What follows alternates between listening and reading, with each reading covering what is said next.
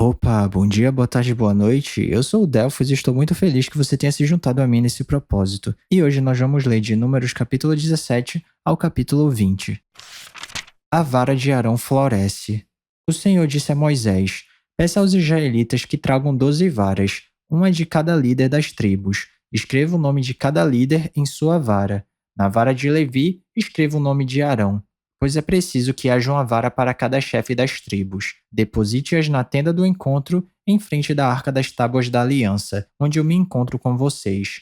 A vara daquele que eu escolher florescerá, e eu me livrarei dessa constante queixa dos israelitas contra vocês. Assim Moisés falou aos israelitas, e seus líderes deram-lhe 12 varas, uma de cada líder das tribos, e a vara de Arão estava entre elas. Moisés depositou as varas perante o Senhor na tenda que guarda as tábuas da aliança. No dia seguinte, Moisés entrou na tenda e viu que a vara de Arão, que representava a tribo de Levi, tinha brotado, produzindo botões e flores, além de amêndoas maduras. Então Moisés retirou todas as varas da presença do Senhor e as levou a todos os israelitas. Eles viram as varas e cada líder pegou a sua. O Senhor disse a Moisés: Ponha de volta a vara de Arão em frente da arca das tábuas da aliança, para ser guardada como uma advertência para os rebeldes. Isso porá fim à queixa deles contra mim, para que não morram.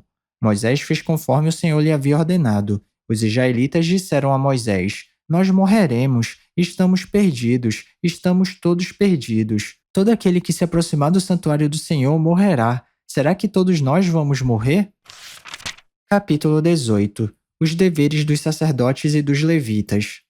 O Senhor disse a Arão: Você e os seus filhos e a família de seu pai serão responsáveis pelas ofensas contra o santuário. Você e seus filhos serão responsáveis pelas ofensas cometidas no exercício do sacerdócio. Tragam também os seus irmãos levitas, que pertencem à tribo de seus antepassados, para se unirem a você e o ajudarem quando você e seus filhos ministrarem perante a tenda que guarda as tábuas da aliança. Eles ficarão a seu serviço e cuidarão também do serviço da tenda, mas não poderão aproximar-se dos utensílios do santuário ou do altar. Se o fizerem, morrerão, tanto eles como vocês.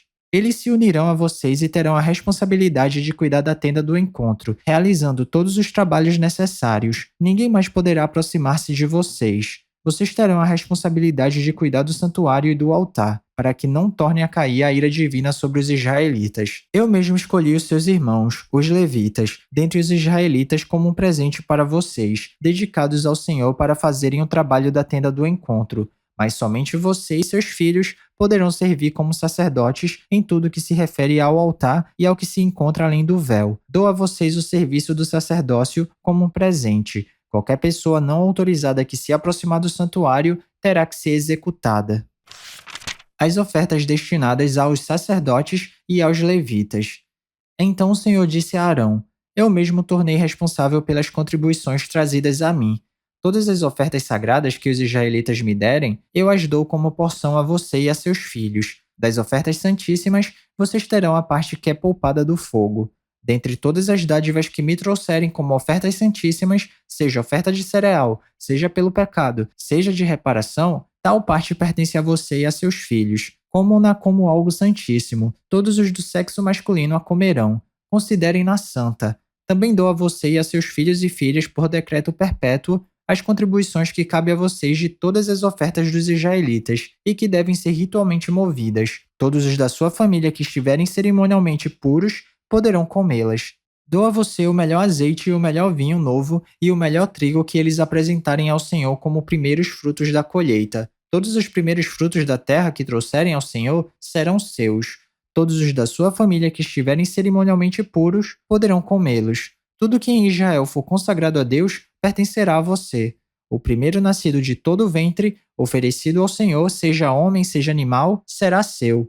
Mas você deverá resgatar todo o filho mais velho, como também toda a primeira cria de animais impuros. Quando tiverem 1 mês de idade, você deverá resgatá-los pelo preço de resgate estabelecido em 60 gramas de prata, com base no peso padrão do santuário, que são 12 gramas. Não resgate, porém, a primeira cria de uma vaca, de uma ovelha ou de uma cabra. Derrame o sangue deles sobre o altar e queime a sua gordura como uma oferta preparada no fogo de aroma agradável ao Senhor. A carne desses animais pertence a você, como também o peito da oferta movida e a coxa direita. Tudo aquilo que for separado dentre todas as dádivas sagradas que os israelitas apresentarem ao Senhor, eu dou a vocês e a seus filhos e filhas como decreto perpétuo.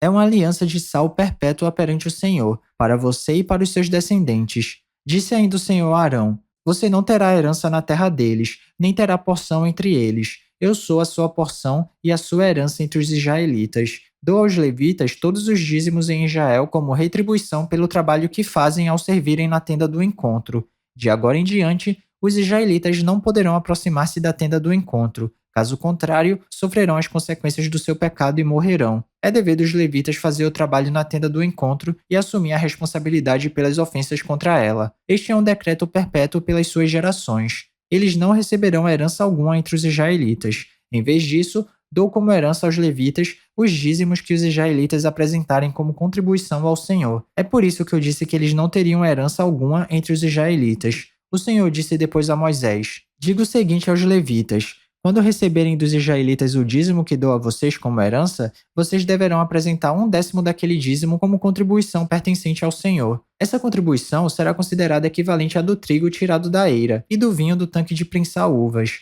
Assim, vocês apresentarão a contribuição ao Senhor de todos os dízimos recebidos dos israelitas. Desses dízimos, vocês darão a contribuição do Senhor ao sacerdote Arão, e deverão apresentar como contribuição ao Senhor a melhor parte, a parte sagrada de tudo que for dado a vocês. Diga aos levitas: quando vocês apresentarem a melhor parte, ela será considerada equivalente ao produto da eira e do tanque de prensar uvas. Vocês e suas famílias poderão comer dessa porção em qualquer lugar, pois é o salário pelo trabalho de vocês na tenda do encontro. Ao apresentarem a melhor parte, vocês não se tornarão culpados e não profanarão as ofertas sagradas dos israelitas, para que não morram.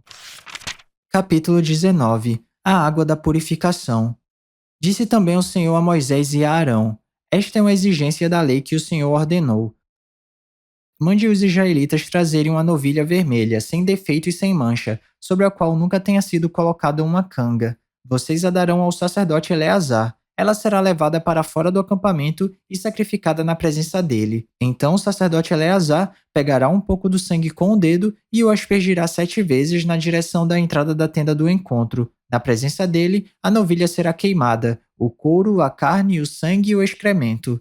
O sacerdote apanhará um pedaço de madeira de cedro, hisopo e lã vermelha, e os atirará ao fogo que estiver queimando a novilha. Depois disso, o sacerdote lavará as suas roupas e se banhará com água. Então, poderá entrar no acampamento, mas estará impuro até o cair da tarde. Aquele que queimar a novilha também lavará as suas roupas e se banhará com água, e também estará impuro até o cair da tarde. Um homem cerimonialmente puro recolherá as cinzas da novilha e as colocará num local puro, fora do acampamento. Serão guardadas pela comunidade de Israel para uso na água da purificação, para a purificação de pecados. Aquele que recolher as cinzas da novilha também lavará as suas roupas e ficará impuro até o cair da tarde. Este é um decreto perpétuo, tanto para os israelitas como para os estrangeiros residentes. Quem tocar no cadáver humano ficará impuro durante 7 dias. Deverá purificar-se com essa água no terceiro e no 7º dia. Então estará puro. Mas se não se purificar no terceiro e no 7º dia, não estará puro. Quem tocar no cadáver humano e não se purificar, contamina o tabernáculo do Senhor e será eliminado de Israel. Ficará impuro porque a água da purificação não foi derramada sobre ele. Sua impureza permanece sobre ele. Esta é a lei que se aplica quando alguém morre numa tenda. Quem entrar na tenda e quem nela estiver, ficará impuro 7 dias. E qualquer recipiente que não estiver bem fechado, ficará impuro. Quem estiver no campo e tocar em alguém que tenha sido morto à espada, ou em alguém que tenha sofrido morte natural, ou num osso humano, ou num túmulo, ficará impuro durante 7 dias. Pela pessoa impura, colocarão um pouco das cinzas do holocausto de purificação num jarro e derramarão água da fonte por cima. Então o homem cerimonialmente puro pegará hisopo, molhará na água e aspergirá sobre a tenda, sobre todos os utensílios e sobre todas as pessoas que estavam ali. Também a aspergirá sobre todo aquele que tiver tocado num osso humano, ou num túmulo, ou em alguém que tenha sido morto ou que tenha sofrido morte natural. Aquele que estiver puro a aspergirá sobre a pessoa impura no terceiro e no 7º dia, e no 7º dia deverá purificá-la. Aquele que estiver sendo purificado lavará as suas roupas e se banhará com água, e naquela tarde estará puro. Mas se aquele que estiver impuro não se purificar, será eliminado da assembleia, pois contaminou o santuário do Senhor. A água da purificação não foi aspergida sobre ele, e ele está impuro. Este é um decreto perpétuo para eles. O homem que aspergia a água da purificação também lavará as suas roupas, e todo aquele que tocar na água da purificação ficará impuro até o cair da tarde. Qualquer coisa na qual alguém que estiver impuro tocar se tornará impura, e qualquer pessoa que nela tocar ficará impura até o cair da tarde. Capítulo 20. As águas de Meribá. No primeiro mês, toda a comunidade de Israel chegou ao deserto de Zim e ficou em Cádiz. Ali, Miriam morreu e foi sepultada. Não havia água para a comunidade e o povo se juntou contra Moisés e contra Arão. Discutiram com Moisés e disseram: Quem dera tivéssemos morrido quando os nossos irmãos caíram mortos perante o Senhor. Por que vocês trouxeram a Assembleia do Senhor a este deserto, para que nós e os nossos rebanhos morrêssemos aqui? Por que vocês nos tiraram do Egito e nos trouxeram para este lugar terrível? Aqui não há cereal, nem figos, nem uvas, nem romãs, nem água para beber. Moisés e Arão saíram de diante da assembleia para a entrada da tenda do encontro e se prostraram com o rosto em terra, e a glória do Senhor lhes apareceu. E o Senhor disse a Moisés: Pegue a vara e com o seu irmão Arão reúna a comunidade e diante desta fale aquela rocha, e ela verterá água. Vocês tirarão água da rocha para a comunidade e os rebanhos beberem. Então Moisés pegou a vara que estava diante do Senhor, como este lhe havia ordenado.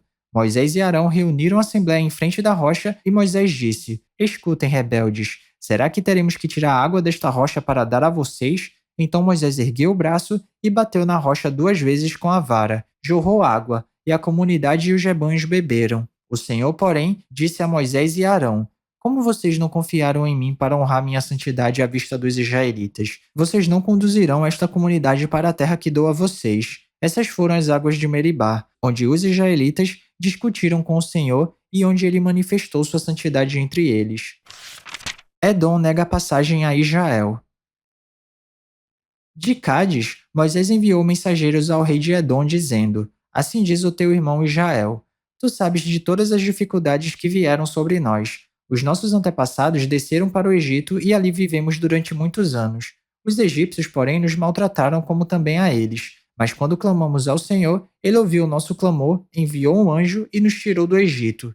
Agora estamos em Cádiz, cidade da fronteira do teu território. Deixa-nos atravessar a tua terra? Não passaremos por nenhuma plantação ou vinha, nem beberemos água de poço algum. Passaremos pela estrada do rei e não nos desviaremos nem para a direita nem para a esquerda, até que tenhamos atravessado o teu território. Mas Edom respondeu: Vocês não poderão passar por aqui. Se tentarem, nós os atacaremos com a espada. E os israelitas disseram: Iremos pela estrada principal. Se nós e os nossos rebanhos bebermos de tua água, pagaremos por ela. Queremos apenas atravessar a pé e nada mais. Mas Edom insistiu: Vocês não poderão atravessar. Então Edom os atacou com um exército grande e poderoso, visto que Edom se recusou a deixá-los atravessar o seu território, e Israel desviou-se dele. A morte de Arão.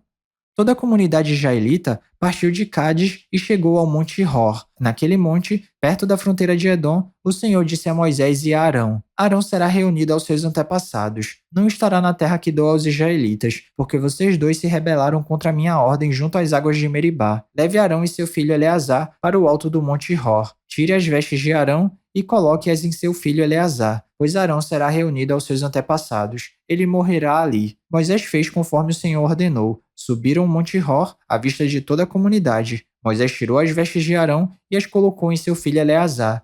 E Arão morreu no alto do monte. Depois disso, Moisés e Eleazar desceram do monte. E quando toda a comunidade soube que Arão tinha morrido, toda a nação de Israel pranteou por ele durante 30 dias. E é isso, chegamos ao final da nossa leitura. Eu espero que você tenha gostado.